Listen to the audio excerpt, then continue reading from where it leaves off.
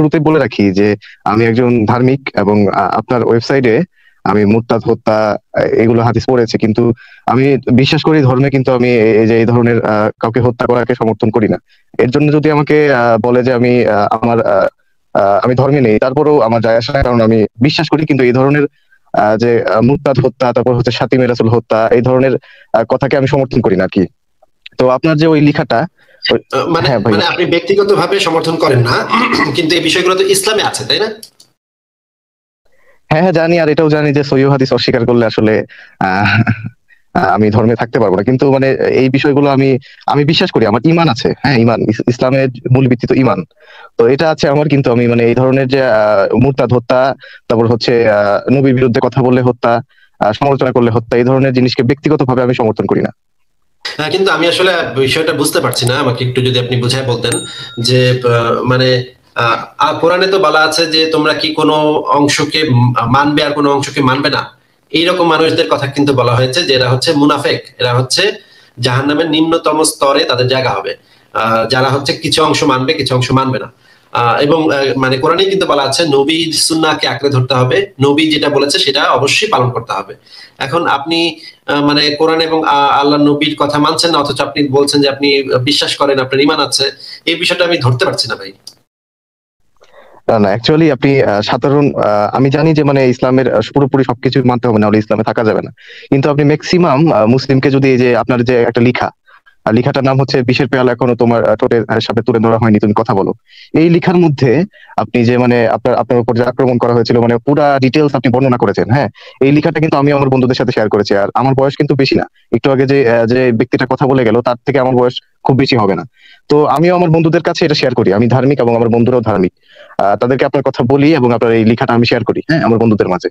তো তারা যখন এই লেখাটা পড়ে, তারা কিন্তু আপনার সম্পর্কে জানে, উইকিপিডিয়াতে আপনার নাম সার্চ করে দেখছে আপনি কি নিয়ে কথা বলেন, ইসলামিক ফান্ডামেন্টাল নিয়ে কথা বলেন, ফান্ডামেন্টালিজম, তো এইগুলা নিয়ে তারা দেখছে, আপনার উইকিপিডিয়াতে আপনার সম্পর্কে জানছে। কিন্তু তারপরেও আপনি ইসলামের বিরুদ্ধে বলা সত্ত্বেও ওই লেখাটা পড়ে তারা খুব দুঃখ প্রকাশ করেছে। তো সব মুসলিম তো এক না, আমি তো এটাই বলতে চাচ্ছি।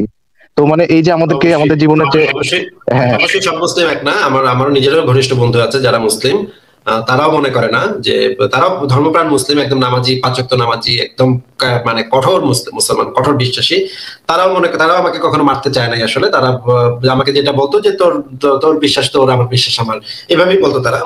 অবশ্যই এরকম মুসলমান আছে, কিন্তু আমি তাদের ভেতরে যে এই মানে কন্ট্রাডিকশনটা, যে তারা নবীকেও মানবে কিন্তু নবীর কথা, নবীর একটা গুরুত্বপূর্ণ আদেশ, সেটাকে তারা মানতেছে না, এই জিনিসটা আমি এখনো ধরতে পারলাম না। আচ্ছা ঠিক আছে, তাহলে ভাই আপনার পয়েন্টে চলে যান। আপনি ওই লেখাটা পড়েছেন, আপনাকে অনেক ধন্যবাদ এই জন্য, অনেক আগের লেখা। আচ্ছা, ওই লেখাটা যেহেতু পড়ছি, আচ্ছা আচ্ছা সরি, ওই লেখাটা যেহেতু আমি পড়ছি, আমার বন্ধুদেরকে আমি শেয়ার করেছি, তারা ওই লেখাটা পড়েছে ভালো করে। তো তারা বেশ কিছু জিনিস আমাকে প্রশ্ন করে যে, একটা লোক, ওই লেখাটা কিন্তু আমি পুরোটা ভালো করে পড়ছি আসিফ ভাই, আমি আগেই বলে নেই। তো ওই লেখাতে কিছু কিছু পয়েন্ট আছে, যেমন হচ্ছে আপনাকে যখন আক্রমণ করা হয় তখন আপনি নিজে দৌড়ে রোড পার হয়ে হসপিটালে যান। তো তারা, আমার বন্ধুরা আমাকে যখন এই লেখাটা পড়ে আমাকে প্রশ্ন করে যে, একটা মানুষকে মানে এমন ভাবে আক্রমণ করা হয়েছে, তাকে 10-12টা করে কোপ দেওয়া হয়েছে, তারপরে ওই মানুষটা কিভাবে নিজে নিজে দৌড়ে দৌড়ে হাসপাতালে যায়, এবং নিজের হাসপাতালে গিয়ে তারপরে ডাক্তারদেরকে বলে যে আমাকে কোপ দেওয়া হয়েছে, আমাকে বাঁচান। এই কথাগুলো কিভাবে বলে? একজন মানুষ মৃত্যুর মুখে পড়ে গেছে, তারপরে ওই কথাগুলো কিভাবে বলে? আমার বন্ধুরা আর কি এই কোশ্চেনটা করে। তো এটা আমি তখন তাদেরকে কিছু বলতে পারিনি, কারণ লেখার ভিতরে আপনি ডাইরেক্ট লিখে দিচ্ছেন যে আমি নিজে দৌড়ে এই রোডটা পার হয়ে ওই হসপিটালে যান। হ্যাঁ, তো এইটার ব্যাপারে আপনি কি বলবেন? আমি যে অফিসে চাকরি করতাম সেই অফিসের গেটের অপোজিটই হচ্ছে গিয়ে হ্যাঁ আসিফ ভাই, আরেকটা কথা বলে রাখি, আমি কিন্তু ওই এরিয়াতেই বড় হয়েছি, যে এরিয়াতে আপনাকে এই ইয়াটা করা হয়েছে।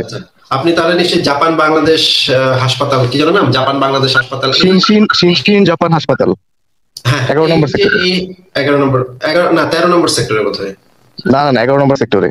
আপনি তো সেক্টর নাম, আচ্ছা আচ্ছা 13 নম্বর সেক্টরে। এখন আমি তাহলে ভুলে গেছি, কিন্তু ওই যে হাসপাতালটার নাম ছিল জাপান বাংলাদেশ মিউচুয়াল হাসপাতাল, কি যেন একটা মিউচুয়াল হাসপাতাল। এই হাসপাতালটার অপোজিটে ছিল আমার অফিস, একদম রাস্তার ওই পারে। এবং আমি সেই রাতে পরাছিলাম একটা হুডি জ্যাকেট, যে হুডি জ্যাকেটটা ছিল অনেক মোটা, এবং সেই মোটা জ্যাকেটের উপর দিয়ে তারা যখন আমাকে কপিয়েছে, তখন আমি আমার চশমাটা পরে গিয়েছিল, তখন আমি তাদের সাথে ফাইট করেছি, তাদের সাথে ধস্তাধস্তি হয়েছে আমার, আমি পিঠ থেকে একজনকে ফেলেও দিয়েছিলাম। কিন্তু তারপরে আমি যখন দেখতে পাই যে যে আমার সামনের যে মুদির দোকান, সেই মুদির দোকান থেকে কয়েকটা লোক যখন ছুটে আসলো, চিৎকার শুরু করলো, তখন তারা যখন চলে গেল, তখন আমি আমার চশমাটা খুঁজছিলাম। তখন আমার পাশে দাঁড়ানো ছিল আমার যে রিক্সাওয়ালাটা ছিল, সেই রিক্সাওয়ালাটা চলে গেছিল, এবং ওই যে মুদির দোকানটার সামনে একটা বা দুইটা রিক্সা দাঁড়ানো ছিল, এবং যে ঘটনাটা হচ্ছে কয়েকজন লোক ছিল, সেই লোকগুলা দৌড়ে এসেছিল, সেটার ভিতরে একজন রিক্সাওয়ালাও ছিল। তখন আমি আমার পিঠে চাপ দিয়ে, আমি বুঝতে পারছিলাম যে আমার এখান থেকে গল করে রক্ত পড়তেছে, তখন আমি আমার পিঠে দিয়ে চাপ দিয়ে ধরে, আমি তখন বুঝতে পেরেছিলাম আমার ভিতরে একটা শক্তি চলে এসেছিল যে আমার যে কোনো ভাবেই হোক আমার বেঁচে থাকতে হবে, আমি আজকে রাতে আমি মরবো না, আজকে আমার যে কোনো ভাবেই হোক আমার টিকে থাকতে হবে। এই যে আমার ভিতরে যে এরকম একটা জোশ চলে আসলো, এবং আমি দুই হাত দিয়ে দুই কাঁধে চাপ দিয়ে ধরলাম, চাপ দিয়ে ধরে একটা দৌড় দিলাম। দৌড় দিয়ে আমি চিৎকার করে করে ডাক্তাররা দেখলাম যে সবাই চুপ, মানে অবাক হয়ে আমার দিকে তাকিয়ে আছে। আমার খালি এটুকু মনে আছে, আমার তো খুব যে পরিষ্কার ভাবে সবকিছু মনে আছে তা না, অনেক কিছু আমি ভুলে গেছি। আসিফ ভাই, আপনাকে তো মানে অনেক খারাপ ভাবে ইয়া করা হয়েছে, মানে হামলা করা হয়েছে। তো মানে আপনি কিভাবে দৌড়ে হসপিটালে গিয়ে আবার মানে আরেকটা বিষয়, আপনি এই আমি লেখাটা পুরোটা পড়েছি একবারে ভালো করে, আর আমার বন্ধুরাও সেটা ভালো করে পড়ে দেখেছে, আর খুব খারাপও লাগছে এটা পড়ে। তো কথা হচ্ছে মানে আপনি কিভাবে ফোন দিলেন আপনার আত্মীয় স্বজনকে, তারপরে হচ্ছে আপনার অনেককে ফোন দিলেন, নামও উল্লেখ করা, তো তাদেরকে কিভাবে মানে এই অবস্থায় ফোন দিতে পারলেন? আবার রিক্সায় করে আপনি মনসুর আলী মেডিকেলে গেলেন, যদিও রিক্সাটা অন্যজন রেখে দিছে। তো মানে এগুলা কিভাবে পসিবল? মানে আপনার অবস্থা তো খুব খারাপ ছিল। এগুলো পসিবল কিভাবে সেই জিনিসটা তো এখন আমি বলতে পারবো না, কারণ ওই সময়ের স্মৃতি আমার যে খুব পুঙ্খানুপুঙ্খ ভাবে আছে তা না, কিন্তু আমার যতদূর মনে আছে যে একটা রিক্সাওয়ালা আমাকে হেল্প করেছিল। সেই রিক্সাওয়ালাটাকে যদি আমি এখন পেতাম তাহলে আমি তাকে একটা ধন্যবাদ জানাতাম। রিক্সাওয়ালাটা আমাকে নিয়ে নিয়ে মানে প্রথম হাসপাতালে যখন গেলাম, তখন তারা বুঝতে পেরেছে যে আমি বাঁচবো না, এবং তাদের চেহারা দেখে আমি বুঝতে পারতেছিলাম যে তারা বুঝতে পারতেছে যে আমি বাঁচবো না। তার মানে এটা একটা সিভিয়ার, এটা তারা বুঝতে পারতেছে। তারা মানে গা করতেছে না, তারা আমাকে ভালো করে দেখতেছে না। তখন আমি তাদেরকে কিছু গালিগালাজ করলাম যে আপনারা দেখতেছেন না কেন। তারা বললো আপনি কিছুক্ষণ অপেক্ষা করেন, এই যে পাশে আর একটা হাসপাতাল আছে, সেই হাসপাতালে চলে যান।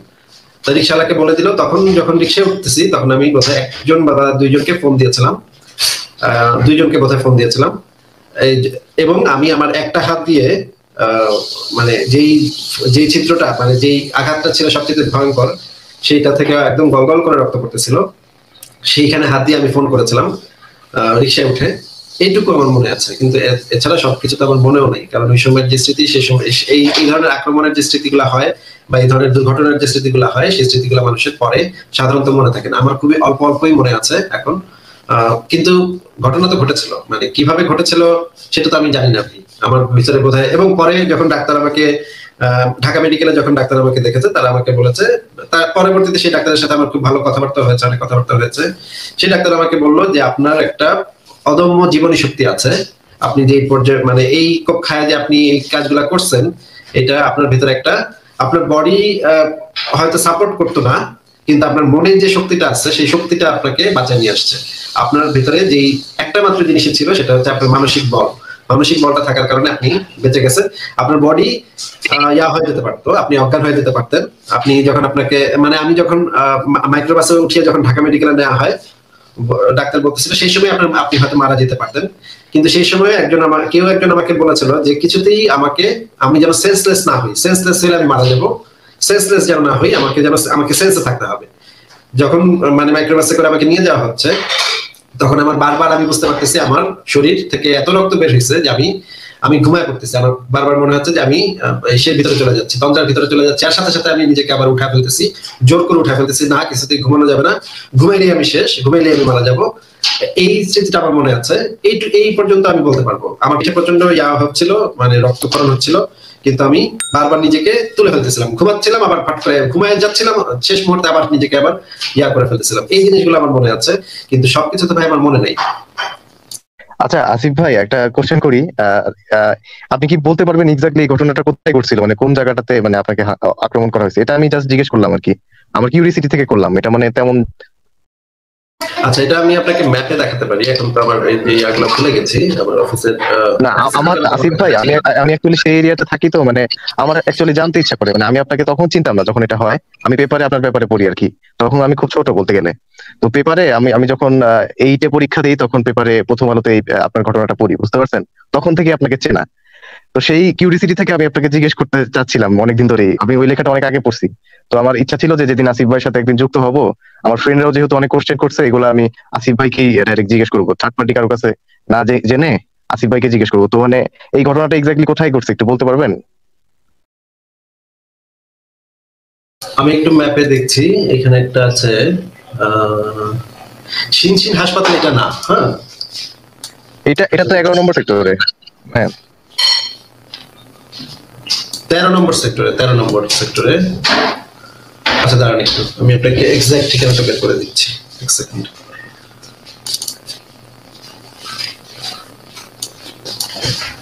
এটা হচ্ছে হাউস নাম্বার 7, সেক্টর 13, গরিবে নেওয়াজ এভিনিউ, উত্তরা। এইটা আপনি চেনেন? হ্যাঁ, হ্যাঁ, এটা চিনি। এটা এই জায়গাটা এখন অনেক উন্নত তো, এখন হলে আপনাকে এটা কোপানোর ছিল সাহস কারো হতো না। এটা ছিল আমার অফিস, হাউস নাম্বার 7, সেক্টর 13, গরিবে নেওয়াজ এভিনিউ, উত্তরা। এইটার অপোজিটে, এটা ঠিক অপোজিটে একটা হাসপাতাল ছিল, জাপান বাংলাদেশ, সম্ভবত নাম ছিল সম্ভবত জাপান বাংলাদেশ মিউচুয়াল হাসপাতাল বা এই টাইপের কিছু একটা। তাহলে আপনি এই মানে হাউস নাম্বার 7-এ গিয়ে তার অপোজিটে তাকালেই আপনি এই হাসপাতালটা দেখতে পাবেন। তো আচ্ছা, ওইখান থেকে আবার আপনাকে মনসুর আলীতে শিফট করে, আর মনসুর আলী থেকে আপনি ঢাকা মেডিকেলে, মানে আপনার অবস্থা খুব সিরিয়াস ছিল। এটা এটা মানে বলার অপেক্ষা রাখে না, মানে মৃত্যুর মুখে যে আপনি পড়ে যাচ্ছিলেন 14ই জানুয়ারির ওই দিনে।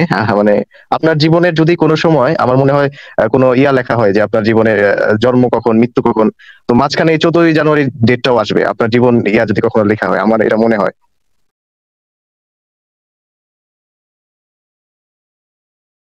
আচ্ছা, আমি একটু এই যে গুগল ম্যাপে দেখতেছি যে এই হাসপাতালের নাম কি। এইটার নাম হয়তো এখন, আমি ঠিক শিওর না, এটার নাম হয়তো এখন লুবানা হ্যাঁ, নগরী, লুবানা, লুবানা চিনতে পারছি, লুবানা লুবানা। লুবানা হাসপাতাল কিনা আমি আসলে শিওর না। এখানে আরেকটা হাসপাতাল আমি গুগল ম্যাপে দেখতে পাচ্ছি, কিন্তু তখন এটার নাম ছিল জাপান বাংলাদেশ মিউচুয়াল ট্রাস্ট হাসপাতাল বা এই টাইপের একটা নাম ছিল তখন। আচ্ছা, মানে ওই একজন রিক্সাওয়ালা আপনাকে অনেক হেল্প করছে, মানে এটা যদি আপনি লেখার মধ্যে উল্লেখ করেননি, আপনার উচিত ছিল এই লেখার মধ্যে উল্লেখ করা। যাই হোক, না না, আমার লেখার এটা ভিতরে নিয়ে। তো এটা উল্লেখ আছে, লেখার ভিতরে তো এটা উল্লেখ আছে ভাই, লেখার ভিতরে অবশ্যই এটার উল্লেখ আছে। একজন আচ্ছা, যাই হোক। একজন যে আমাকে হেল্প করেছিল সেটা অবশ্যই সেখানে উল্লেখ আছে। আচ্ছা দাঁড়ান, আমি এক্সাক্ট লোকেশনটা দেখাচ্ছি। হাউস নাম্বার 7, হাউস নাম্বার 7 আমি পেয়েছি, কিন্তু হাউস নাম্বার 7টা এখানে ইয়া করা যাচ্ছে না।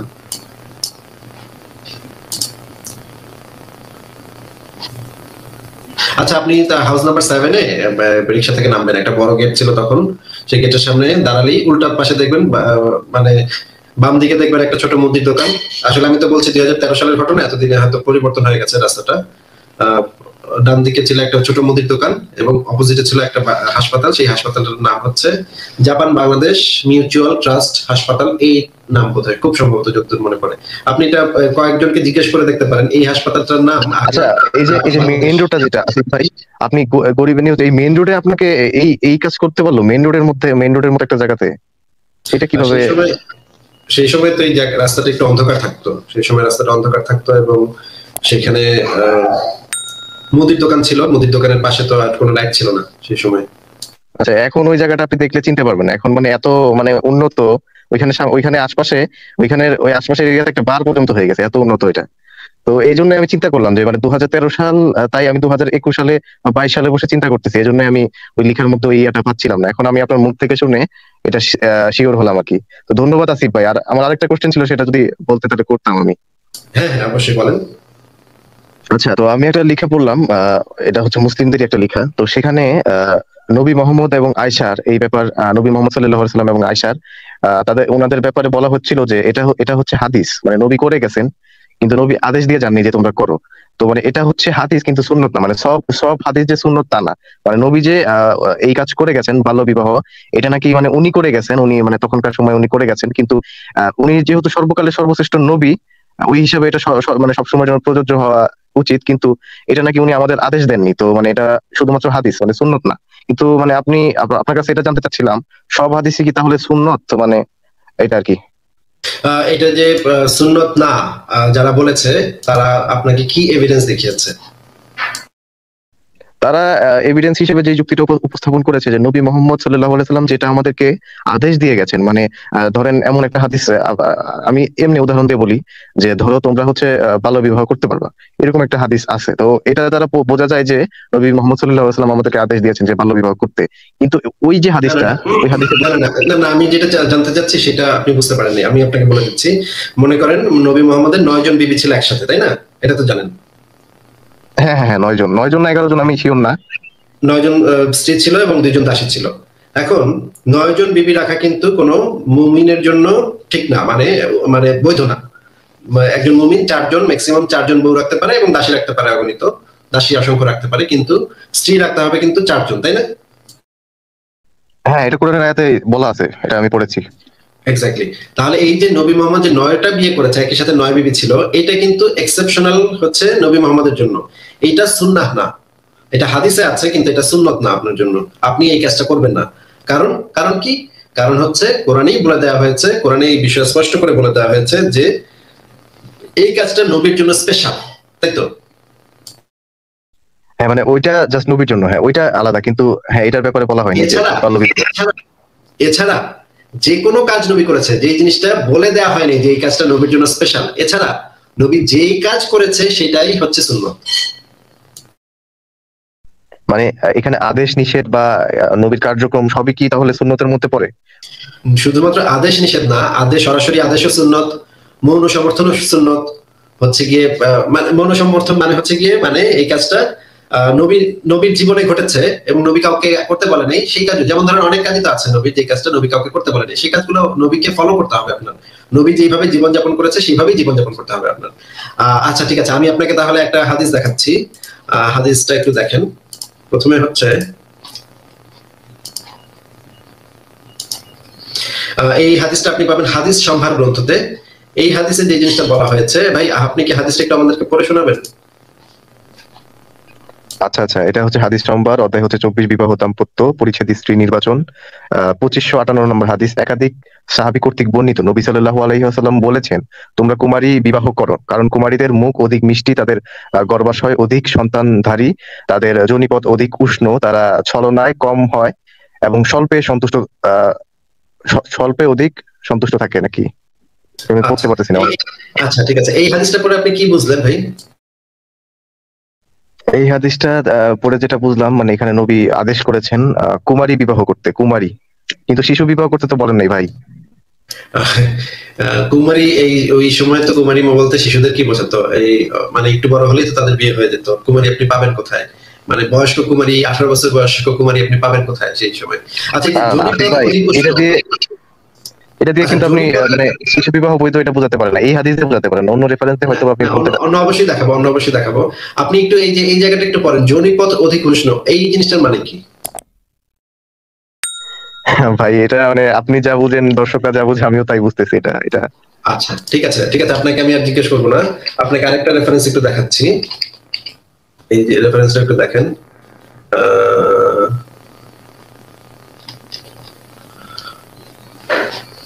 আচ্ছা কোথায় রেফারেন্সটা, একটু আমি 1 সেকেন্ড অপেক্ষা করেন, আমি বের করছি।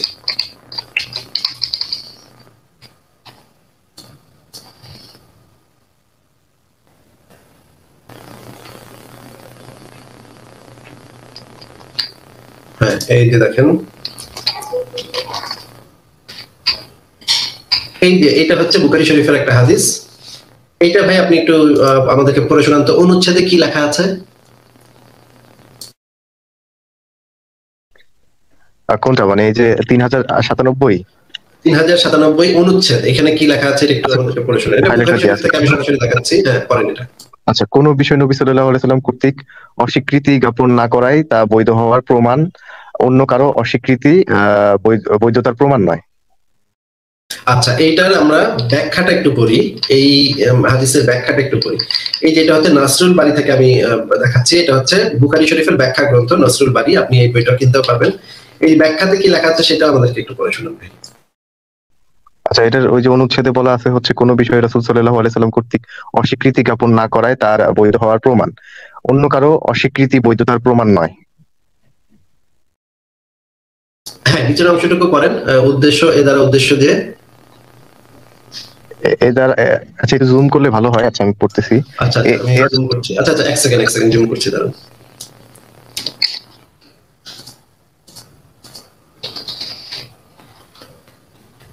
হ্যাঁ, এবার কি আরো ভালো হয়েছে ভাই? হ্যাঁ এবার ভালো করে বোঝা যাচ্ছে, সমস্যা নেই। উদ্দেশ্য, এর দ্বারা উদ্দেশ্য হলো যে রাসূল সাল্লাল্লাহু আলাইহি সাল্লামের হযরত, কেননা সেটা রাসূল সাল্লাল্লাহু আলাইহি সাল্লামের এক প্রকার, কারণ যদি রাসূল সাল্লাল্লাহু আলাইহি সাল্লাম তা অস্বীকারী হতেন তাহলে অবশ্যই তিনি তাতে বাধা প্রদান করতেন। আর এই ব্যাপারে কোনো উলামায়ে কেরামের দ্বিমত নেই যে রাসূল সাল্লাল্লাহু আলাইহি সাল্লামের উম্মতের কেউ কোনো অন্যায় কাজ করলে বা অন্যায় কথা বলে রাসূল সাল্লাল্লাহু আলাইহি সাল্লাম তা শুনে বা দেখে সমর্থন দিয়ে যাবেন, এটা তার জন্য জায়েজ নেই। কেননা আল্লাহ তাআলা রাসূল সাল্লাল্লাহু আলাইহি সাল্লামের ওপর অপরাধ হতে বারণ করাকে ফরজ করে দিয়েছেন। আচ্ছা, এখান থেকে আপনি কি বুঝলেন যে নবী মোহাম্মদ যদি কোনো কাজকে অস্বীকৃতি জ্ঞাপন না করে, সেটাই হচ্ছে তার সময় একটা ঘটনা ঘটে গেছে কিন্তু তিনি সেই বিষয়ে কোনো অস্বীকৃতি জ্ঞাপন না করেন নাই, সেটাই হচ্ছে সেই জিনিসটার বৈধ হওয়ার প্রমাণ, তাই তো? যদি মানে এমন কোনো ঘটনা হয় যে যেটা তার সাথে ঘটে গেছে, মানে এই যে বিয়েটা, আয়েশার সাথে বিয়েটা তো তার সাথে ঘটে গেছে, তো সেটাতে সেটার ব্যাপারে এখানে মানে একটু যদি আপনি বলতেন, আমি না না, ক্লিয়ার হয়ে নিতাম। আয়েশাকে বিয়েটা তো সে নিজেই করছে, কিন্তু এমনও যদি ঘটতো যে অন্য কেউ করছে শিশু বিবাহ, কিন্তু নবী মোহাম্মদ অস্বীকৃতি জ্ঞাপন করেন নাই, তাহলেও সেটা বৈধ হতো। এখানে তো এক্স্যাক্টলি এক্স্যাক্টলি, আমি এটাই জানতে চাচ্ছিলাম। ধরেন একজন সাহাবী এই কাজটা করছে, নবী সাল্লাল্লাহু আলাইহি সাল্লাম এটাকে অস্বীকৃতি জ্ঞাপন করেন নাই, তাহলে এটা বৈধ হয়ে যেত। কিন্তু নবী সাল্লাল্লাহু আলাইহি সাল্লাম তাহলেও না করেছেন। না, তাহলেও এটা বৈধ হতো, তাহলেও হ্যাঁ, ও যুক্ত আছে এটার সাথে। যদি অন্য কেউ ঘটনাটা ঘটাইতো, নবী মোহাম্মদ দেখে অস্বীকৃতি জ্ঞাপন করে নাই, তাহলেও এটা বৈধ হতো। কিন্তু এই ঘটনাটা তো সরাসরি নবী মোহাম্মদ ঘটাইছে, এখানে তো আর কোনো মানে ইসের কোনো স্কোপই নেই। আচ্ছা, এখন আপনাকে আরেকটা জিনিস দেখাচ্ছি। এটা হচ্ছে তাফহিমুল কোরআনের সূরা তালাকের 4 নম্বর আয়াতের ব্যাখ্যা।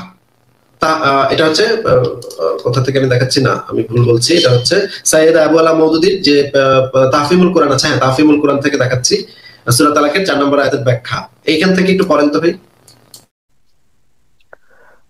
আচ্ছা ঠিক আছে। সুতরাং যেসব মেয়েদের এখনো ঋতুস্রাব শুরু হয়নি তাদের ইদ্যত বর্ণনা করা স্পষ্ট এই কথাই প্রমাণ করে যে এই বয়সে মেয়েদের বিয়ে শুধু জায়েজই নয়, বরং তার সাথে স্বামীর নির্জন বাস এবং মেলামেশাও জায়েজ। এখন এই কথাই স্পষ্ট যে কোরআন যে জিনিসকে জায়েজ বলে ঘোষণা করেছে তা নিষিদ্ধ ঘোষণা করার অধিকার কোনো মুসলমানের নেই। আচ্ছা, এখান থেকে আপনি কি বুঝলেন ভাই? এখান থেকে যেটা বুঝলাম যে যাদের ঋতুস্রাব হয়নি, মানে যারা এখনো মানে মানে ওই ম্যাচিউর না, হ্যাঁ, তো তাদের তাদের না সাথেও বিয়ে জায়েজ। ম্যাচিউর তো ভাই, ম্যাচিউর তো অনেক দূর কি বাত, এটা তো মানে ঋতুস্রাবই হয়নি তার, মানে পিরিয়ডই শুরু হয়নি তার, মানে বয়সন্ধিকাল এখনো হয় নাই। তো সেই সব মেয়েদের সাথে শুধু বিয়েটাই জায়েজ না, মানে আপনি ইন্টারকোর্সটাও মানে এটা জায়েজ। আর হচ্ছে এই জিনিসকে যদি কেউ না জায়েজ বলে বা বলে যে এটা ঠিক না, তাহলে এটা নিষিদ্ধ করার অধিকার মানে কোনো মুসলিমের নাই। এটা আর কি, এটা পরে আমি এটা বুঝলাম আর কি। আচ্ছা, এখন আরেকটা রেফারেন্স দেখাই, সেটা একটু দেখেন। অনেক রেফারেন্স আছে আমার এলাকাটার ভিতরে। এই বইটা হচ্ছে বুখারী শরীফের বাংলা তর্জমা ও বিস্তারিত ব্যাখ্যা। এই বইটাতে এটা লিখেছেন মাওলানা শামসুল্লাহ ফরিদপুরি, মানে বুখারী শরীফ থেকে তিনি ব্যাখ্যা করেছেন, বুখারী শরীফের ব্যাখ্যা করেছেন। এই অংশটুকু একটু পড়েন তো, নাবালিগ মেয়ের বিবাহ থেকে পড়েন তো। এই আয়াতে ঋতু আরম্ভ হয় নাই এরূপ রমণী তালাকের ইদ্যত বর্ণনা করা হইয়াছে। সুতরাং ইহা অতি স্পষ্ট যে তাহার বিবাহেরও অবকাশ রহিয়াছে, নতুবা তালাক ও উহার ইদ্যত কোথা হইতে আসিবে। মানে আচ্ছা, এই যে বিয়েটা ব্যাখ্যাটা তিনি দিচ্ছেন সূরা তালাকের 4 নম্বর আয়াতের, সূরা তালাকের 4 নম্বর আয়াতের ব্যাখ্যা তিনি দিচ্ছেন, তাই না? আচ্ছা হ্যাঁ আসিফ ভাই এটা বুঝতে পারছি, কিন্তু আসিফ ভাই একটা কোশ্চেন আমি আপনাকে করি। সূরা তালাকে একটু শেষ করে নিন ভাই, কথাটা একটু শেষ করে, এটা একটু পরে শেষ করে নিন, বলেন এখানে কি লেখা, এরপরে কি? কোথায় মানে এরপরে নিচের লাইন থেকে নাকি? এরপর এই যে তাহার রোগসাতি তথা দাম্পত্য জীবন আরম্ভ হইয়াছে 9 বছর বয়সে, এই যে নিচে ব্যাখ্যা অংশটুকু পড়েন, ব্যাখ্যা। শরীয়ত অনুমোদিত বিষয়কে বেআইনি সাব্যস্ত করা এবং শরীয়তের বেআইনি বিষয়কে অনুমোদন করা, ইহারই নাম তাহারিফ বা শরীয়তের বিকৃতি সাধন, যাহা ইহুদি নাসারাগণ করিয়াছিল।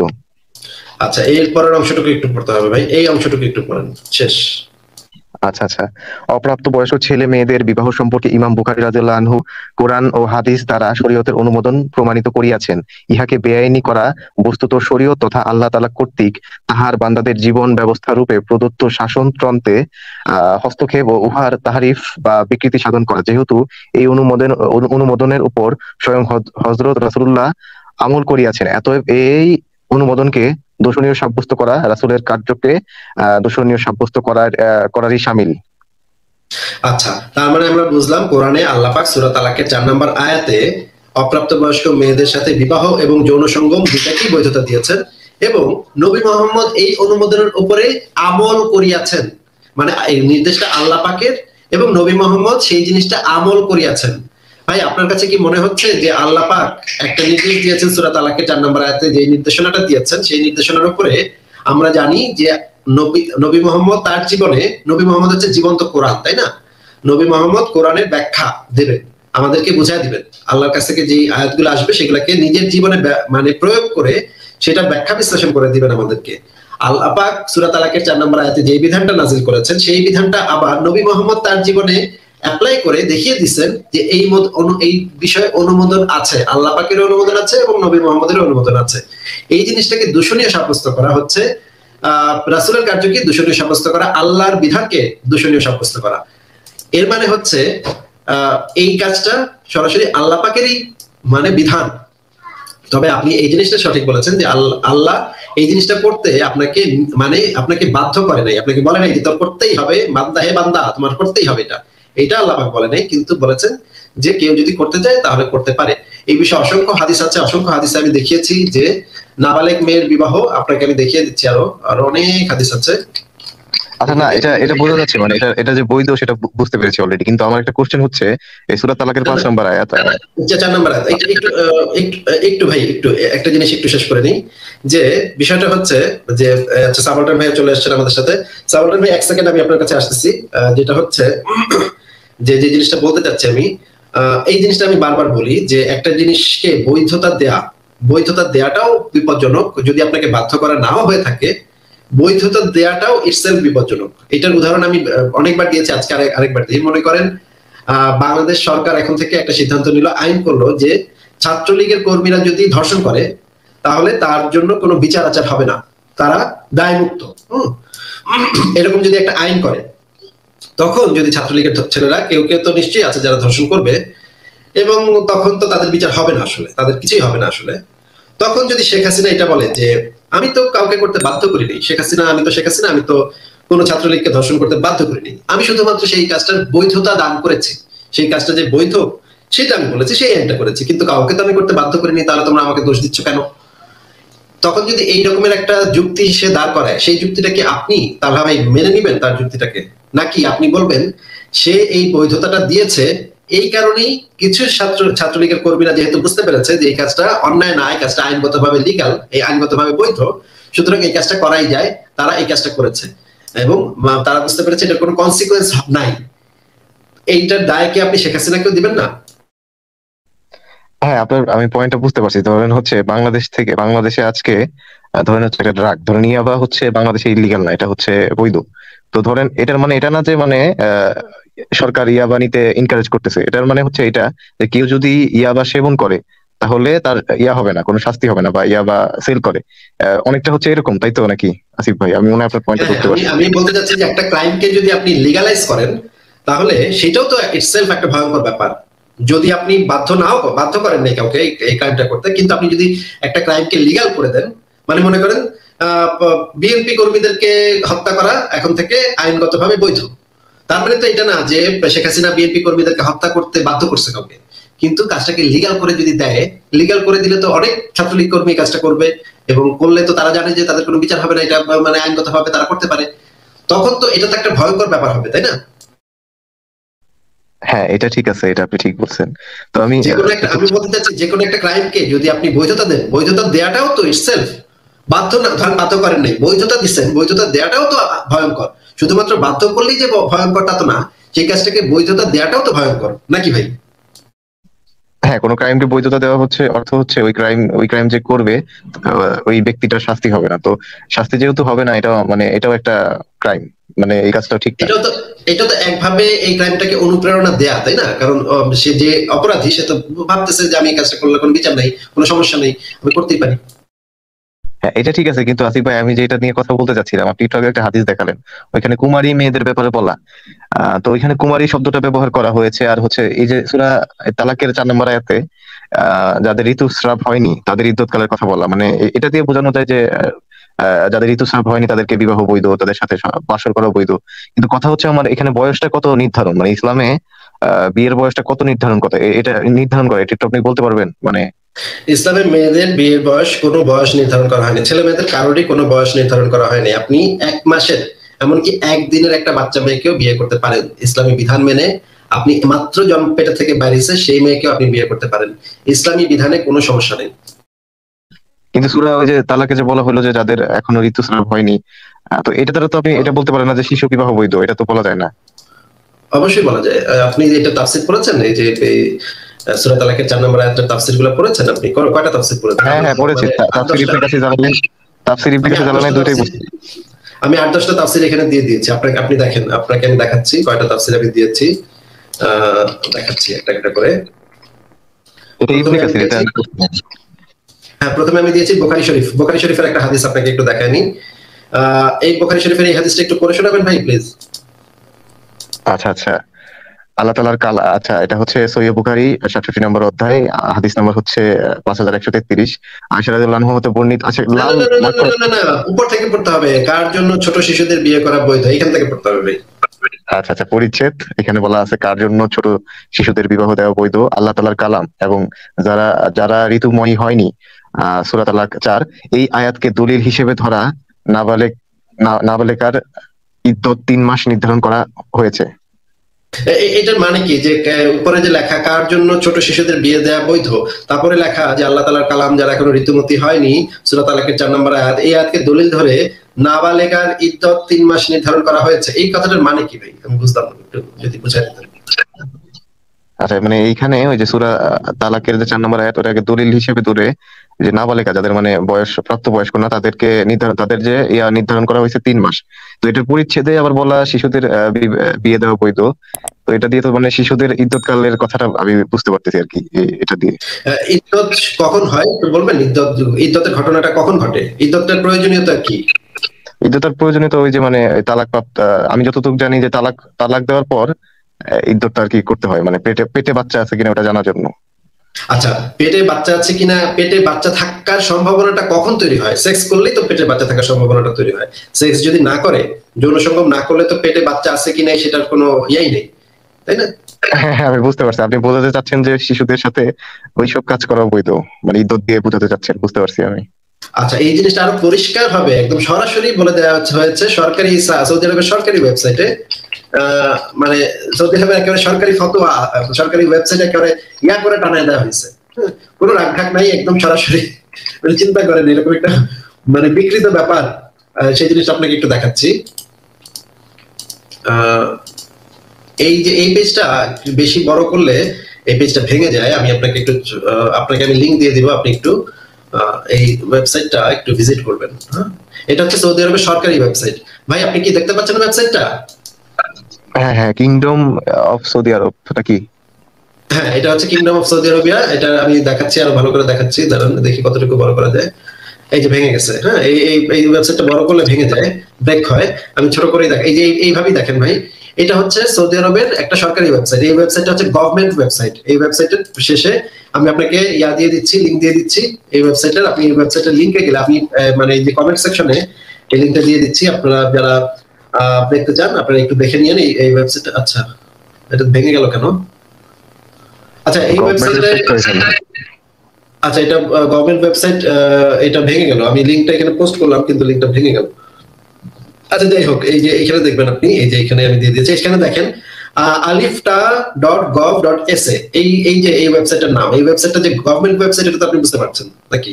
হ্যাঁ হ্যাঁ, বাংলাদেশ হলে গভর্নমেন্ট.বিডি থাকে, আর সৌদি আরব আছে। হ্যাঁ ঠিক আছে, গভর্নমেন্ট। আচ্ছা, এই গভর্নমেন্ট ওয়েবসাইটে সরকারি ওয়েবসাইট, সৌদি আরবের সরকারি ওয়েবসাইট, এটা কিন্তু যেই সেই কথা না, মানে একদম সরকার দ্বারা নির্ধারিত ওয়েবসাইট। এইখানে আপনি দেখেন এখানে কি লেখা একটু পড়েন। বা এটার অবস্থা খুবই বাজে, আপনি পড়ে শোনান, আমি ওই লিংকে গিয়ে আবার দেখে নিব। মানে এখনই বোঝা যাচ্ছে না, জুম করলে আর বোঝা যাবে না।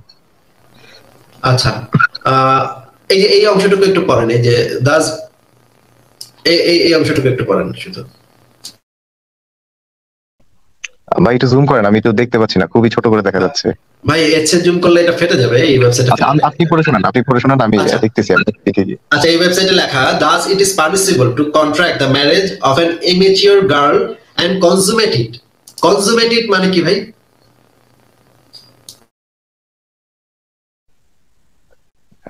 তারপরে consummate, আচ্ছা contract the marriage of an immature girl, এটুকু বুঝলাম, and consummate it এই কথাটুকুর মানে কি? এটার মানে আমি বুঝতেছি না যে permissible to contract the marriage of an immature girl, এটা দ্বারা বুঝছি পারমিশন দেওয়া। বিবাহ কনসুমেট করা মানে হচ্ছে যৌনতার মাধ্যমে বিবাহকে স্বীকৃতি প্রদান করা বা বৈধতা প্রদান করা, ঠিক আছে? যৌনতার মাধ্যমে, সহবাসের মাধ্যমে বিবাহকে, এটা আমার জানা ছিল না, এইজন্য এই ওয়ার্ডটা আমি বুঝতে পারতেছিলাম না। হ্যাঁ ঠিক আছে, আচ্ছা আপনি গুগলে সার্চ করেও দেখতে পারেন এটার অর্থ কি। তাহলে ভাই আমি যেখানে আপনাকে সরকারি ওয়েবসাইট থেকে, কোরআন হাদিস থেকে, এবং আমার কাছে অনেকগুলো তাফসীর আছে এই আয়াতের, মানে 10-15টা তাফসীর তো আমি এই লেখাটার ভিতরে দিয়ে দিয়েছি। এই লেখাটার ভিতরে আপনি সেই তাফসীরগুলো পেয়ে যাবেন যে এই সূরা তালাকের এই 4 নম্বর আয়াতটা নাজিল হয়েছিল মুহাম্মদের কিছু সাহাবী অপ্রাপ্তবয়স্ক মেয়ে বিয়ে করে জিজ্ঞেস করেছিল যে তাদের ক্ষেত্রে ইদ্দত কতদিন হবে। মুহাম্মদ তখন, আচ্ছা আসিফ ভাই, আপনি যে ওয়েবসাইটটা দেখান ওইখানে তো মানে আমি যেটা দেখতে পাচ্ছিলাম যে ইমম্যাচিউর গার্ল মানে অপ্রাপ্ত বয়স্ক যে বালিকা, তাদেরকে সৌদি গভর্নমেন্ট পারমিশন দিয়ে দিছে, মানে এটার অর্থ কি মানে সৌদি আরবে শিশু বিবাহ বৈধ নাকি? সৌদি আরবে শিশু বিবাহ এই কিছুদিন আগ পর্যন্ত বৈধ ছিল, কিন্তু বর্তমানে যে সুলতান এসছে, বর্তমানে যে আসছে প্রিন্স সালমান, সে এসে নতুন আইন কোড করেছে যে এই শিশু বিবাহ এখন থেকে আর করা যাবে না। কিন্তু এই যে আমি যে ওয়েবসাইটটা দেখালাম সেটা হচ্ছে সৌদি আরবের 2টা অংশ আছে, একটা অংশ হচ্ছে গিয়ে রাজ পরিবার আর একটা হচ্ছে শরিয়া কাউন্সিল। এই যে ওয়েবসাইটটা, 2টাই গভর্নমেন্টের অংশ।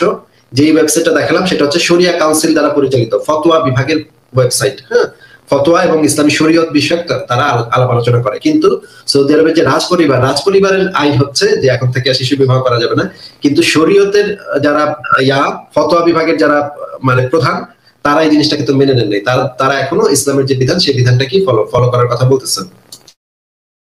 মানে বর্তমান যে সৌদি গভর্নমেন্ট মানে ওনারা এটাকে মানে মডিফাই করে ফেলতে চাচ্ছে, কিন্তু এক অংশ এটাকে মানে এখনো মানে মেনে নিতে চাচ্ছে, কারণ হচ্ছে এটা হচ্ছে কোরআন হাদিসে বলা। তো তারা কোরআন হাদিসের বিরুদ্ধে যেতে চায় না মনে হয় এক অংশ। যে ওয়েবসাইটটা আপনি দেখালেন ওটা মনে হয় শরিয়া কাউন্সিল কন্ট্রোল করে নাকি? হ্যাঁ, এটা কন্ট্রোল করে। এখানে যে ফতোয়া যে যে অংশ, যে গ্র্যান্ড মুফতি এবং ইফতার বিভাগ, তারা এই ওয়েবসাইটটা চালায়, তারা সরকারের অংশ। আচ্ছা, মানে বর্তমানে বুঝছি মানে সভ্য সমাজ এখন ওটা মেনে নিচ্ছে না, তাই বর্তমান সৌদি গভর্নমেন্ট মানে ওটা আর কি করে দিছে, ইলিগাল করে দিছে, কিন্তু এক অংশ এটাকে এখনো সাপোর্ট করে যাচ্ছে।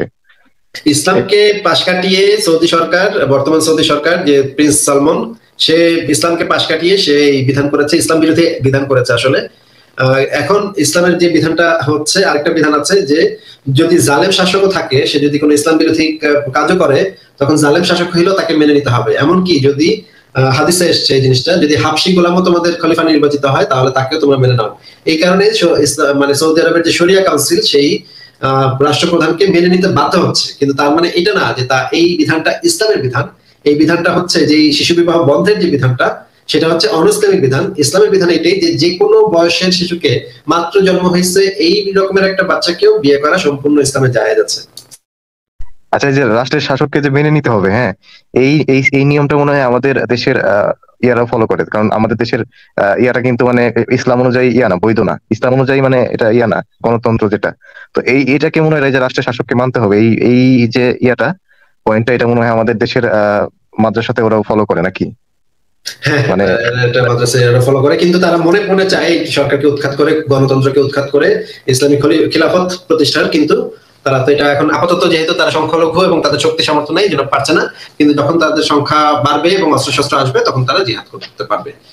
তাদের যে ইসের বিরুদ্ধে জিহাদ করারও বিধান আছে, যদি ইসলাম বিরোধী সরকার থাকে, ইসলাম বিরোধী আইন করে, তখন তাদের বিরুদ্ধে জিহাদ করা যাবে, কিন্তু এখন করা সম্ভব হচ্ছে না। যাই হোক, তালা ভাই, আমি আপনাকে দেখিয়েছি যে ইসলামে শিশু বিবাহটা সম্পূর্ণ বৈধ। 1 মাসের 1 দিনের বাচ্চা মেয়েকে বিয়ে করা বৈধ। আমাদের সাথে সাবলটান ভাই এবং ফারাজ ভাই এসেছেন। সাবলটান ভাই, আপনি যদি এই বিষয়ে কি কিছু বলবেন, আপনার এই যে শিশু বিবাহ বিষয়ে? আমি অ্যাকচুয়ালি তালহা ভাইয়ের একটা পয়েন্ট আমি অ্যাড্রেস করতে চাচ্ছিলাম। তালহা ভাই, আপনি যখন লাইভে এসেছেন, আপনি বললেন যে সংশয়.com-এ আসিফ ভাইয়ের লেখা থেকে আপনি মানে মুরতাদ মারার হাদিস আপনি দেখছেন, কিন্তু তাও আপনি এই জিনিসটাকে মানেন না আর কি।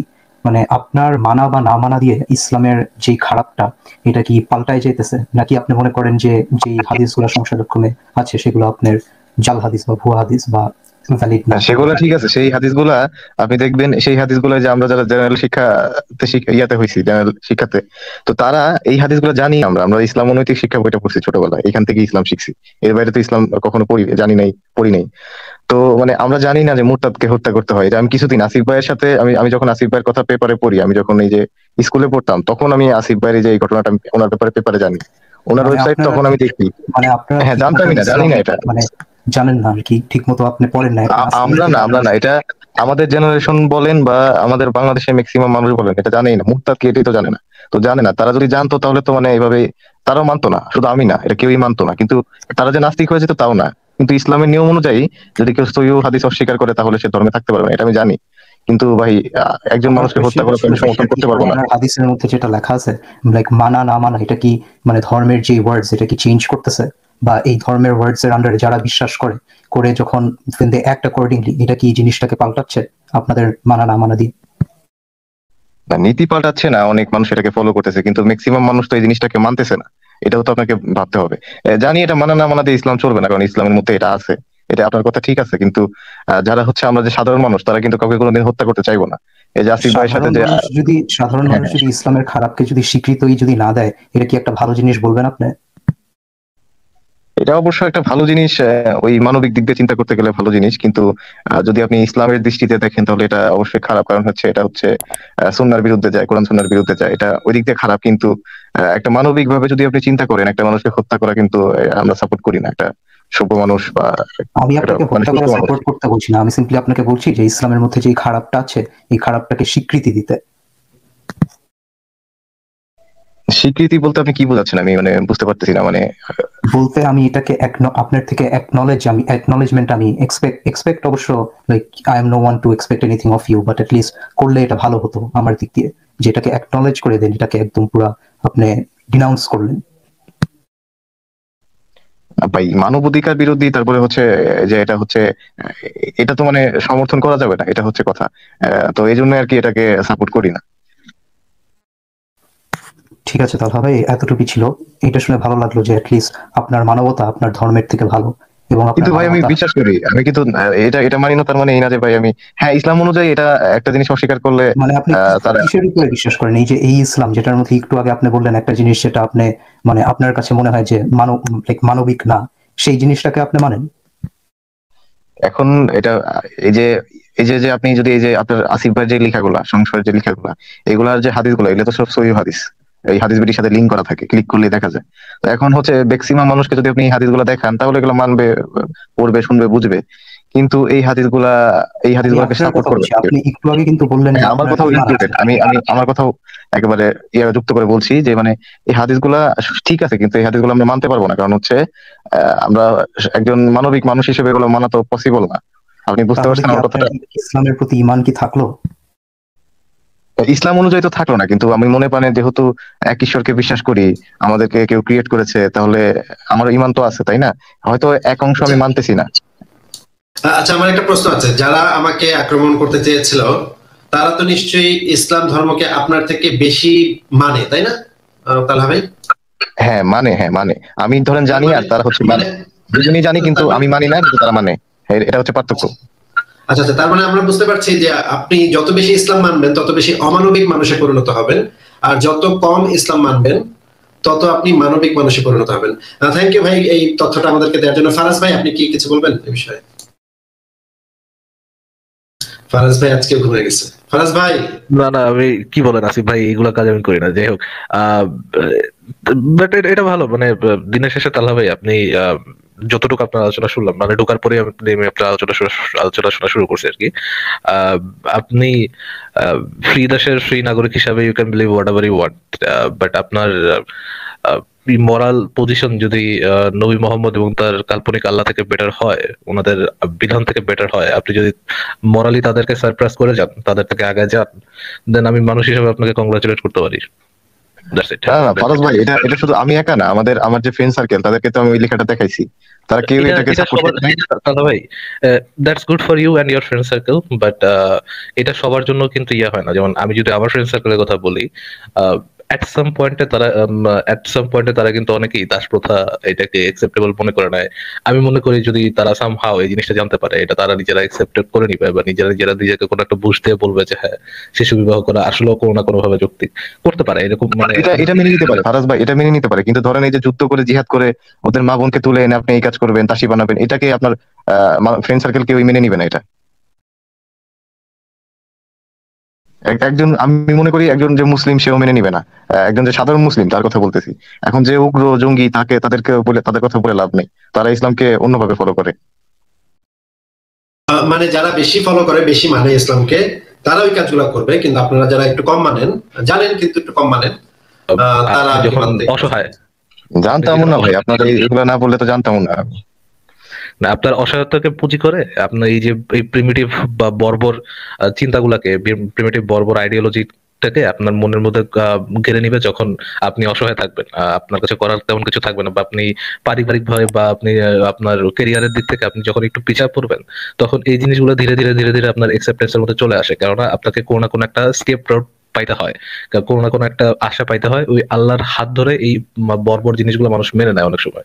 But that's good for you যে আপনি এবং আপনার ফ্রেন্ড সার্কেলের মধ্যে এটা হচ্ছে যে এই জিনিসগুলো আপনি যতই বিশ্বাস করেন আপনারা মানতে পারতেছেন না। That's great. আপনি যা খুশি তা বিশ্বাস করেন, এটা আমার সেন্সে এটা কোনো না, মানে কোনো বড় ক্রাইম কিছু না। বাট আপনার ক্রাইম হবে যখন আপনি এই প্রিমিটিভ আইডিওলজি গুলো মেনে বলবেন যে হ্যাঁ এটাই সমাজে প্রতিষ্ঠিত করতে হবে এবং এটার উপর বেস করে মানুষের অধিকার হরণ করবেন। বাট আপনি করতেছেন না, দ্যাটস গুড ফর ইউ। আমি আপনাকে কংগ্রাচুলেট করতে পারি।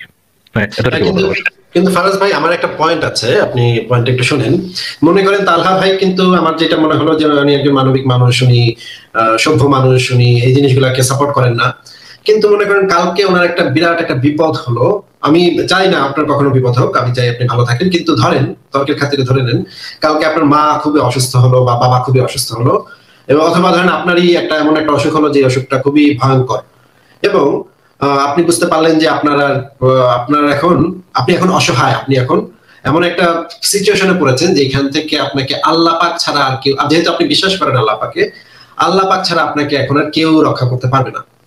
তখন যখন আপনার এই ধরনের একটা সাইকোলজিক্যাল ঘটনা, একটা ইস্যুর ভিতরে আপনি পড়বেন, একটা মানে অসহায়ত্বের মধ্যে আপনি পড়বেন, তখন কিন্তু আপনার কাছে তখন মনে হতে শুরু করবে যে এই যে আমি কয়েক বছর আগে যে আসিফ মহিউদ্দিনের লাইভে যুক্ত হয়ে একটা নাস্তিকের সাথে যে এত ভালোভাবে কথা বলছিলাম, এই কারণেই বোধহয় আমাকে আল্লাহ পাক এই শাস্তিটা দিচ্ছে। এবং আমি যে সহিহ হাদিস দেখার পরেও মানি নাই, এই যে মুরতাদ, এই যে শাতিমে রাসূল, এদেরকে যে কতল করতে হবে, এই কারণেই বোধহয় আল্লাহ পাক আমার উপরে এমন একটা মানে বোঝায় চাপাই দিচ্ছে, এমন একটা ওষুধ চাপাই দিচ্ছে আমার উপরে, যে এখন তো আর আমার কোনো কিছু করার নাই। তাহলে আমি তো ভুল করছি। তখন কি আপনার মনে হবে না যে আপনার যে এখনকার যে মানবিক স্ট্যান্ড, ভবিষ্যতের যে সময়টাতে, যে সময় আপনি একটা বিপদে পড়বেন বা যে সময় আপনি এমন একটা ইস্যুর ভিতরে থাকবেন যে সেই সময়টাকে আপনাকে টুইস্ট করা খুবই সহজ হয়ে যাবে, আপনি তখন মানে পড়ে যাচ্ছেন, একটা জায়গায় পড়ে যাচ্ছেন, সেই সময়টাতে আপনাকে আপনার সাইকোলজিটাকে একদম টোটালি ঘুরে ফেলা, এবং যেহেতু আপনি বিশ্বাসী একজন মানুষ, সেহেতু আপনি কিন্তু বিরাট একজন জঙ্গিতে পরিণত হয়ে যেতে পারেন সেই সময়। ফারাজ ভাই, আমার কথা কি বোঝা গেছে? আসিফ ভাই, এই ধরেন আমি যদি কোনো সময়, বা আমার কথা না, যে কোনো একজন মুসলিমের, সাধারণ মুসলিমের কথা যদি ধরি, আমি সাধারণ মুসলিমের হয়ে কথা বলি আর কি, তো তারা যদি কোনো সময় এরকম একটা বিপদে পড়ে, এরকম একটা সমস্যায় পড়ে, কেউ অসুস্থ হয়ে যায়, কেউ মারা গেল, ধরেন অনেক সমস্যা, তো এরকম টাইমে তারা কিন্তু আল্লাহর কাছে দোয়া ইবাদত করবে, তারপরে হচ্ছে নামাজ রোজা করবে, কিন্তু কখনোই জঙ্গি হয়ে যাবে না বা জিহাদ করবে না। তার হয়তো স্রষ্টার প্রতি যে একটা বিশ্বাস, সেটা তখন বেড়ে যাবে, বা মানে সে স্রষ্টার প্রতি একটু দুর্বল হয়ে পড়বে, আল্লাহর প্রতি দুর্বল হয়ে পড়বে, কিন্তু তারও তো এই না সে ওই জিহাদ করবে, সে হচ্ছে ওই মুরতাদ কোপাবে, তারপরে হচ্ছে যারা নবীর বিরুদ্ধে কথা বলে তাদের কোপাবে, তার অর্থ এই না সে হচ্ছে ইবাদত করবে, দোয়া মোনাজাত করবে, কিন্তু কখনো এর অর্থ দাঁড়াবে না যে মানে আমি জঙ্গি হব বা জিহাদ করবো। এগুলা আমি মনে করি না, আমি না, আমার ক্ষেত্রে না, সবার ক্ষেত্রে। তখন তো সে এই যে মুরতাদ কোপানোটাকে ভালো মনে করবে না, যে সে যেহেতু মুরতাদ কোপানোটাকে একসময় খারাপ মনে করেছিল, তখন তো সে এইটা নিয়ে অপরাধ বোধে ভুগবে, যে আমি যে মুরতাদ কোপানোটাকে খারাপ বলে বলছিলাম এক জায়গায় গিয়ে, এটা উচিত না, এটা করা উচিত না, আমি যে নবীর বিরুদ্ধে কথা বলছিলাম, নবী মুরতাদ কোপাইতে হুকুম দিচ্ছে, আমি সেটা মানি নাই, এটা নিয়ে কি অপরাধ বোধে ভুগবে না সে? না ভাই, আমার মনে হয় না। কারণ হচ্ছে মানুষ যদি মানে কোনো মুসলিম যদি কখনো এই যে এরকম মানে কষ্টে ভোগে, তখন এই যে এইসব কারণে সে এইগুলা মাথায় আনবে না। তখন তখন সে মানে আল্লাহর প্রতি ইবাদত, তার যে মানে পাপ কাজ, তার যে অপরাধ, এগুলার জন্য ক্ষমা প্রার্থনা করবে, বা তার আপনি যে মার উদাহরণটা দিলেন, তো মার জন্য দোয়া প্রার্থনা করবে। কিন্তু আমার মনে হয় না কখনো যে ওই মুরতাদ হত্যা কিংবা শাতিমে রাসূল হত্যা এগুলা নিয়ে সে আফসোস করবে যে এগুলা মানি নেই বলে আমি আজকে এই অবস্থা। এটা কখনো মনে করবে বলে আমার মনে হয় না। কিন্তু আমি আপনাকে একটা ঘটনা বলতে পারি যে যে হলি আর্টিজানে যে যারা এই ঘটনাগুলো ঘটিয়েছিল, আচ্ছা উনি তো চলে গেলেন, আমি একটা ঘটনা একটু শেষ করি তাহলে। হলি আর্টিজানে যে ঘটনাগুলো ঘটিয়েছিলেন তাদের মধ্যে একজনের ছোট বোন, একটা জঙ্গির ছোট বোন, সে আমার লাইভে একবার এসেছিল। ফারাজ ভাই, আপনার কি মনে আছে সেই ঘটনাটা? এক্সাক্ট মনে নাই, বাট উনি মনে হয় এসে আপনাকে বলছিলেন যে কিভাবে মানে তার ভাই মানে আর কি ডিপ্রেশনের পরে ধর্মের প্রতি তাকে তাকে তাকে রেপ করতো, তার ভাইটা তাকে ছোটবেলা অ্যাবিউজ করতো, সেক্সুয়াল অ্যাবিউজ করতো, এবং বড় হওয়ার পরে তার ভাইটা একটা বিরাট অপরাধ বোধের মধ্যে পড়ে যে সে যে ছোটবেলা তার ছোট বোনটাকে অ্যাবিউজ করতো, এটা নিয়ে তার ভিতরে একটা বিরাট অপরাধ বোধের সৃষ্টি হয়। এবং তখন সে একটা শর্টকাট খোঁজা শুরু করে যে কিভাবে আমি এই অপরাধ বোধটা থেকে মুক্তি পাবো। এবং একটা সময় সে ধর্মের প্রতি মারাত্মক রকমের ইয়া হয়ে পড়ে। এটা মানে আমার লাইফে এসে একজন বলে গেছে, সেই একজন জঙ্গির ছোট বোন বলে গেছে আমার লাইফে এসে।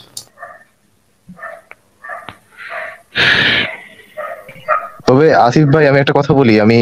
হ্যাঁ, আমি এমন সাধারণ মানুষকে যখন জিজ্ঞেস করছি যে এগুলোকে আপনি সমর্থন করেন, এই যে এই ঘটনা, তখন তাদের ম্যাক্সিমামের উত্তর ছিল যে কেউ যদি নবীর বিরুদ্ধে কথা বলে, আল্লাহর বিরুদ্ধে কথা বলে, তাহলে সে ওয়ান কাইন্ড অফ ইয়া হতে পারে। কিন্তু যদি মানে ওই যে যেগুলো আছে, ওই যে যুদ্ধবন্দিনী দাসী, জিহাদ করে যে এই মা বোনকে তুলে এনে এই কাজ করা হয়, এই ধরনের কাজকে তারা সমর্থন করে নাই। কিন্তু এই যে আপনি যেগুলো করেন মাঝে মধ্যে, এই একদম উগ্র টাইপের কথাবার্তা বলেন নবীর বিরুদ্ধে, তো ওই জিনিসগুলো যেমন যেমন যেমন যেমন একটা উদাহরণ দেন তো। উদাহরণ অসংখ্য আছে। যাই হোক, আপনি ধরে নেন একটা। না না না, আপনি মাঝে, যে কোনো অসংখ্য থাকলে তো একটা উদাহরণ আপনি দিতেই পারেন, একটা দেন তো। আমি জানি আমি এখন একটা কথা বললে আপনি ওটা সাপেক্ষে এখন রেফারেন্স আনবেন। ধরে নেন একটা ভাই, যে আপনি মাঝে যদি যদি না না ভাই, যদি একটা জিনিস সত্য হয়, একজন ধর্ষককে ধর্ষক বলাটা তো কটূক্তি করা হতে পারে না। তার হ্যাঁ, ওই যে কটূক্তি, ইয়াতে কটূক্তি না, শোনেন, কটূক্তি না এটা, যাই হোক। কিন্তু আপনি যে একটু ইয়া ভাবে বলে ফেলেন, মানে একটু ইয়া ভাবে বলেন, তো এই জিনিসগুলো যখন বলেন তখন মানে ভালোবাসা দিয়ে রাখতে হবে নাকি? মানে একটা শিশু ধর্ষককে কি আমি কিভাবে আদর করে বলবো বলেন তো, আমাকে একটু শিখায় দেন প্লিজ। একটা শিশু ধর্ষক, তাকে আমি কতটা ভালোভাবে ডাকলে মানে শিশু ধর্ষক এইভাবে বললে কি এটা সুন্দর শোনাবে? কিভাবে বলবো বলেন তো? কিভাবে বললে সেটা উগ্র হবে না আর কি। আপনি বলছেন যে উগ্র ভাবে কথা বলে, কিভাবে বললে সেটা উগ্র হবে না? আপনি বলতে পারেন হচ্ছে এই যে শিশু বিবাহ, এটা বলতে পারেন, বা শিশু, আপনি অন্যভাবে বলতে পারেন। শিশুর আবার বিয়ে হয় কিভাবে? না, শিশুর আবার বিয়ে হয় কিভাবে? আমি শিশুর বিয়ে হয় তো আমি মানি না। শিশুর আবার বিয়ে না না না, যাই হোক, কথা ঘুরেন না। মানে আপনি যে মানে ডাইরেক্ট এইভাবে মাঝে মাঝে দর্শক করতেছেন না তাহলে সাহেব, আপনি যেটা বলেছেন হ্যাঁ, নবীকে উগ্রভাবে কথা বলা হয়। আমি যদি জানি শিশু ধর্ষকের ডেফিনেশনটা কি, এবং আমি যদি জানি এটা যে লোক দাবি করে নিজেকে সর্বকালের আদর্শ, সে নিজে যে অ্যাক্ট করছে সেই অ্যাক্ট অনুযায়ী তাকে শিশু ধর্ষক বলা যায়, এবং সেটা একটা হেইনিয়াস অ্যাক্ট, এবং সেই অ্যাক্টটা সে শুধু নিজে করছে এমন না, সে এটা এটাকে একটা মোরাল কাজ বলে গেছে, এবং তার যে লোকজন আছে, তার যে সাহাবা আছে বা তার যে উম্মতরা আছে, তারা এটাকে এইভাবে প্রিচ করে যে এটাই ভালো জিনিস, এবং এটা ভালো জিনিস কেননা নবী নিচে করছে। তাহলে এই জিনিসটাকে আমি কেন শিশু ধর্ষক বলতে পারবো না? আর শিশু ধর্ষক বললে এটা কেন উগ্রতা হবে? না, আমি একটা কথা বলি। ধরেন এই যে আসিফ ভাই, ধরেন আজকে একটা হাদিস দেখালো যে নবী আয়েশার একটা হাদিস দেখালো যে নবী সাল্লাল্লাহু আলাইহি ওয়াসাল্লাম 9 বছর বয়সে আমার কোশ্চেনটা ওইটারই অ্যানসার দিতেছি। আমার কোশ্চেনটা অ্যান্সার দিতে, বিকজ আপনি কিন্তু কোনো উদাহরণ টানতে পারেন নাই। এই যে শিশু ধর্ষকের উদাহরণটা আমরা নিজেরাই টেনে আনছি, আপনি কিন্তু বলতে পারেন নাই। আমার কোশ্চেনের অ্যান্সারটা দিয়ে তারপরে অন্য উদাহরণে যান।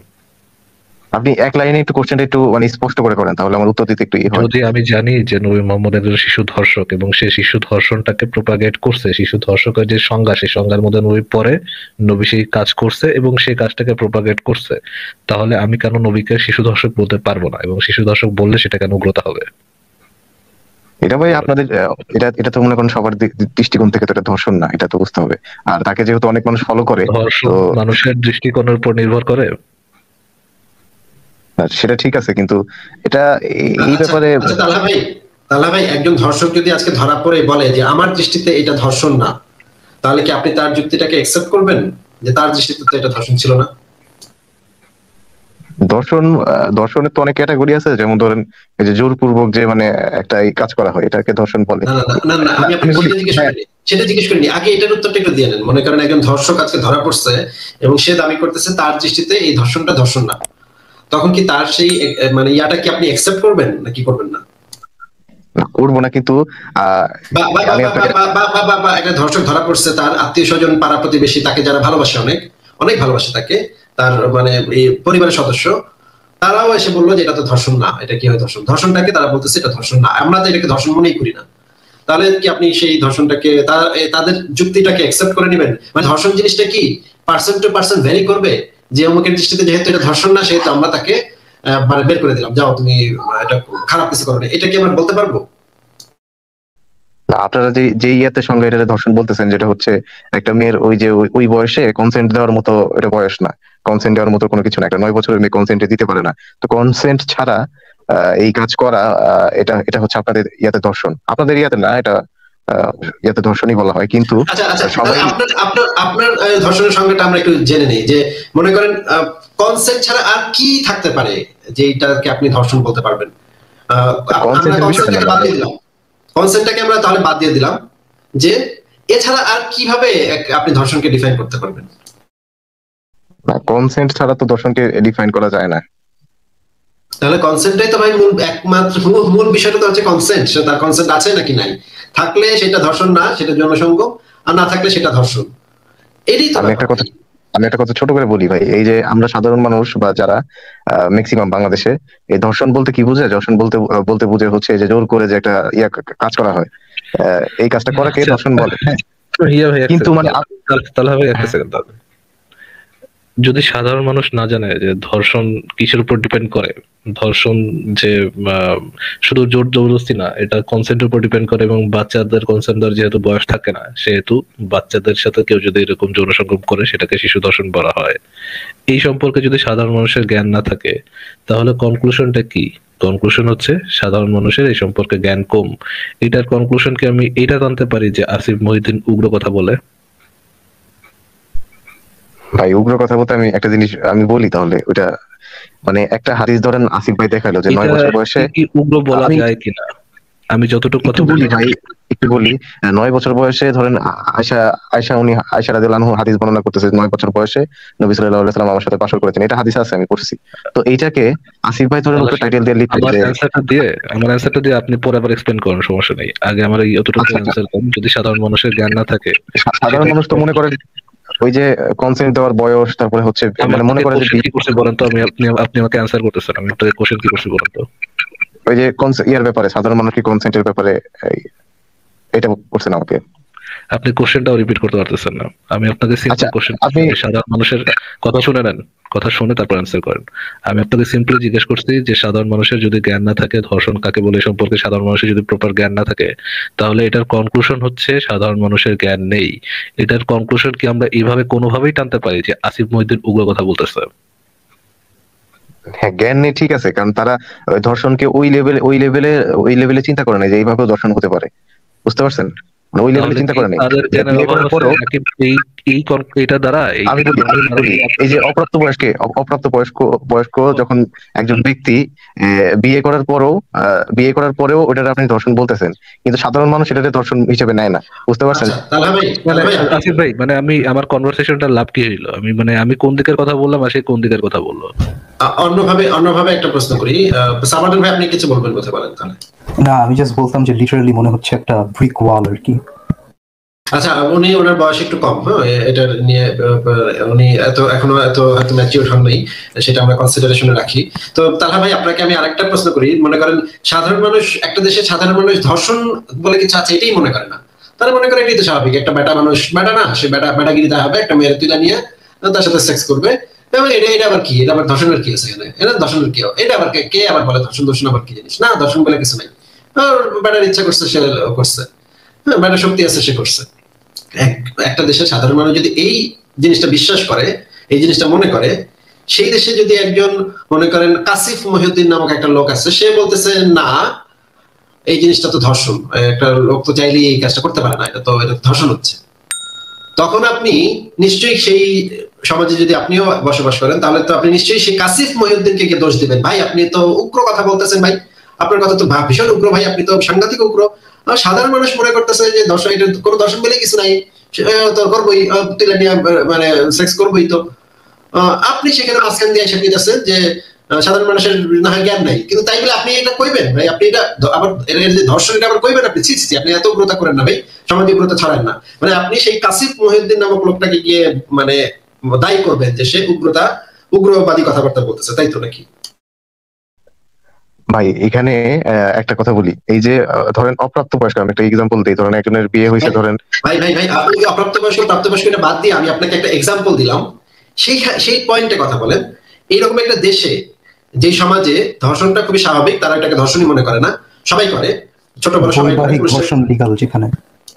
না ওইটাও বাদ দিলাম, যে একদমই খারাপ একটা ধর্ষণ, একদম মানে তুলে নিয়ে এসে বাসা থেকে তুলে নিয়ে এসে একদম ধর্ষণ করতেছে। হ্যাঁ, বৈবাহিক ধর্ষণ তো অবশ্যই ধর্ষণ, কিন্তু এখানে একদম বাসা থেকে তুলে এনে ওই ধর্ষণ তো ভাই ওই ধর্ষণ তো ভাই সরাসরি মানবাধিকার বিরোধী। একটা মানুষের ওই সমাজের মানুষ মনে করে যে বেড়া মানুষ এটা করতেই পারে, সমস্যা কি? ওই সমাজ তাহলে তো এখনো অজ্ঞ মানে আমি আপনাকে ধরে নিতে বলেছি তাহলে ভাই, আমি আপনাকে ধরে নিতে বলেছি যে কোন একটা সমাজ আমরা পেলাম, ইনফ্যাক্ট এই ধরনের সমাজ এখন পৃথিবীতে আছে। আসিফ ভাই আনসার কিন্তু মুখ থেকে অলরেডি বের হয়ে গেছে, সে বলতেছে ওই সমাজ অজ্ঞ। আচ্ছা, ওই সমাজ অজ্ঞ, কিন্তু আপনি কি যে কাসিফ মহিউদ্দিন নামক যে লোকটা আছে তাকে কি আপনি উগ্রবাদের দায়ে অভিযুক্ত করবেন, নাকি আপনি বলবেন ওই সমাজটা অজ্ঞ? ভাই এখন এই যে ধর্ষণের সংজ্ঞা আমরা যেভাবে জানি, আপনারা কিন্তু মানে আরো ভালোভাবে না বলতেছি না, আমাকে একটু ফারাজ ভাই একটু বলতে দেন। আমি ধর্ষণের সংজ্ঞাটা যদি আপনি না জানেন তাহলে তো আপনি ধর্ষণের সংজ্ঞাটা জানেন না, অজ্ঞ, এটা প্রমাণ হবে। যে জানে সে উগ্র, এটা তো প্রমাণ হয় না ভাই। ভাই এখন এই যে আমি একটা জাস্ট কথা বলি, ধরেন 16 বছর বয়সের একটা মেয়ের সাথে একজনের বিয়ে হয়েছে, হ্যাঁ, তো ওইটাকেও কিন্তু আপনারা ধর্ষণ বলতেছেন, কিন্তু এই যে আপনাদের সংখ্যা অনুযায়ী ওটা ধর্ষণ সবাই মেনে নেয় না, এটাই হচ্ছে কথা। প্রত্যেকটা 16 বছরের মেয়ের সাথে যৌনসঙ্গম হলে সেটা ধর্ষণ আমরা এটা বলি না। তো যদি দুইজনের বয়সের পার্থক্য 2-3 বছরের হয়, ম্যাক্সিমাম 3 বছরের হয়, মনে করেন যে 16 বছরের এবং 19 বছরের দুইটা ছেলে মেয়ে যৌনকর্ম করলো, এটাকে পৃথিবীর প্রত্যেকটা সভ্য দেশে এটাকে ধর্ষণ ক্যাটাগরির ভিতরে ফেলা হয় না। বা ধরেন 15 বছরের 18 বছরের ছেলে মেয়ে, বা ধরেন 13 বছরের 15 বছরের ছেলে মেয়ে, এরা যদি এই ধরনের কাজ করে, এদের ক্ষেত্রে এই ধর্ষণ শব্দটাকে সেখানে করা হয় না। কিন্তু তাদের বয়সের পার্থক্য যদি 3-এর বেশি হয়, মনে করেন 20 বছর বয়সের পার্থক্য, মনে করেন 13 বছরের মেয়ে এবং 33 বছরের বেটা, এইরকম ঘটনা ঘটলে সেটা অবশ্যই ধর্ষণ, কারণ একজন সম্পূর্ণভাবে প্রাপ্তবয়স্ক, অপরজন প্রাপ্তবয়স্ক না। সেই ক্ষেত্রে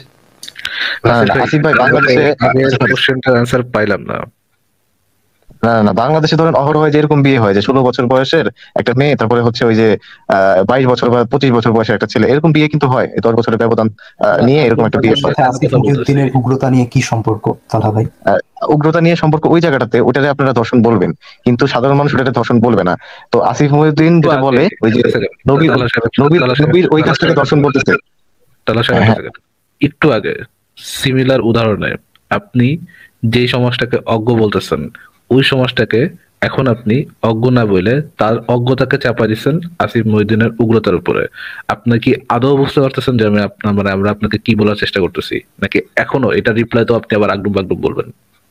আমি বুঝতে পারছি যে আমি যেটা উগ্র বলতেছি ওটা মানে ওই আপনাদের ইয়াতে আমি আমাদের সমাজ হচ্ছে অজ্ঞ এই হিসাব এই ইয়াতে করতে গেলে আমরা কি মানে এটা কি আমরা নিজে ইনোভেট করছি নাকি? না এটা আন্তর্জাতিক সংজ্ঞা, এটা আন্তর্জাতিক সংজ্ঞা। তাহলে যেটা আন্তর্জাতিক সংজ্ঞা এবং যেটা আমাদের সমাজ জানে না, সেটাকে সমাজের অজ্ঞতা না বলে আসিফ মহিউদ্দিনের উগ্রতা কেন বলতেছেন? উগ্রতা বলতেছে এই কারণে, কারণ অনেক মানুষ মানে আপনি বিলিয়ন মানুষ কিন্তু ইসলামে বিশ্বাস করে, তো তাদের বিশ্বাসে আঘাত দেওয়া, এই জন্য আমি বলতেছি উগ্রতা। বুঝতে পারছেন?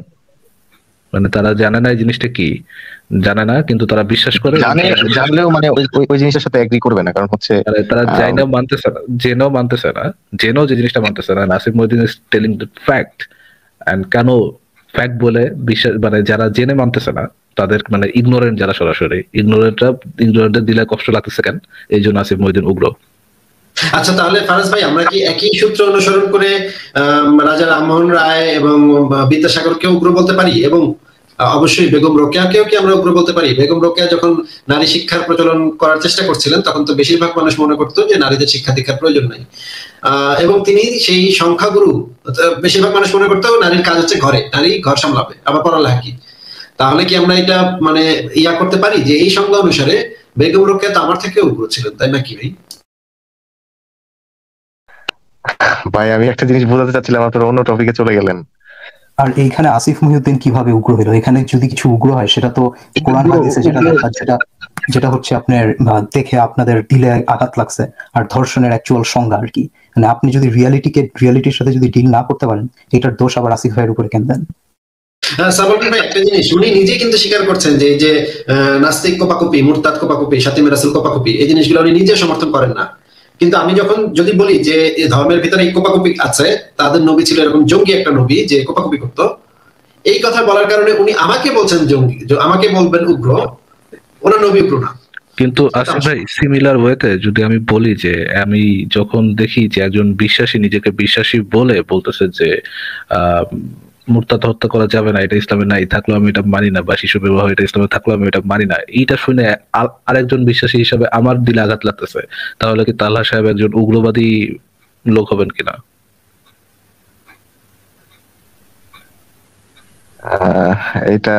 এটার অ্যান্সার তো খুব টাফ। তার বিশ্বাসে আঘাত লাগলে সে উগ্রবাদী হবে কিনা,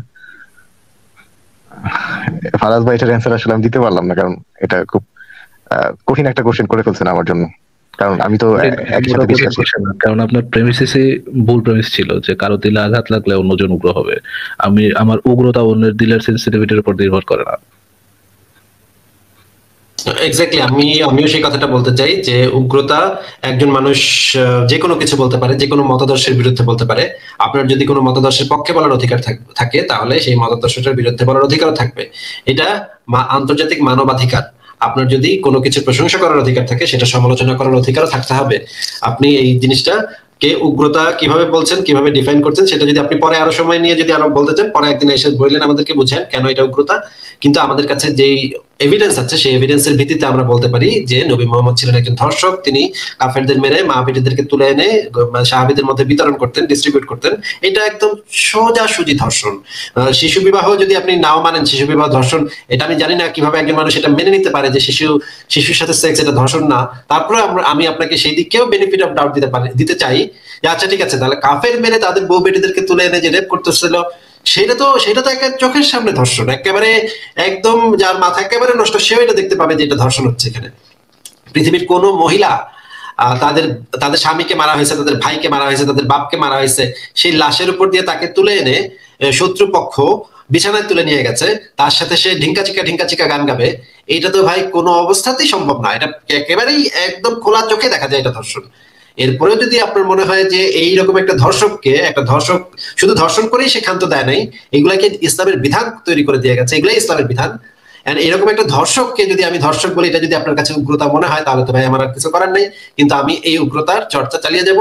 আমি চাই প্রত্যেক সচেতন মানুষ এইভাবে উগ্র হয়ে যাক, উগ্রতা ছড়িয়ে যাক, সত্য বলে যাক, সত্য যেটা ফ্যাক্ট সেটা বলে যাক। তাহলে ভাই আপনাকে অনেক ধন্যবাদ, আপনার সাথে অনেক ভালো আলোচনা হলো। তাহলে আজকে আপনাকে বিদায় জানাই। আচ্ছা ঠিক আছে, আরো কোশ্চেন ছিল, তাই অন্যদিন করবো নি, আজকে তাহলে অনেক আলোচনা হলো তো, তাহলে ঠিক আছে, ধন্যবাদ ভাই যুক্ত করার জন্য।